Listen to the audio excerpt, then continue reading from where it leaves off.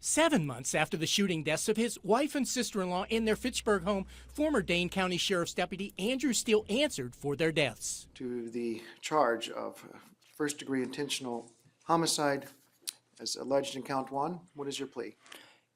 Guilty, but not responsible. Steele appeared in court in a wheelchair to plead guilty to 2 first-degree murder counts, but asking a jury to determine if he is not guilty by reason of insanity. Steele was diagnosed with ALS prior to the murder. ALS doesn't seem like a typical insanity defense diagnosis. You hear schizophrenic, bipolar, those kinds of things. But the small percentage of people with ALS who have dementia could, I presume, be temporarily insane. So I guess we do. Today, in open court, prosecutors talked about plans to introduce evidence tied to the sexual relationship of Steele and his wife. My client has maintained that he and his wife engaged in consensual adult behavior that included some light bondage material. The state, for example, we are going to be bringing in evidence of that cord around her neck because it shows planning of he'd used not one way to try to kill her, but 2. Unlike a murder trial, a guilt by reason of insanity trial places the burden of proof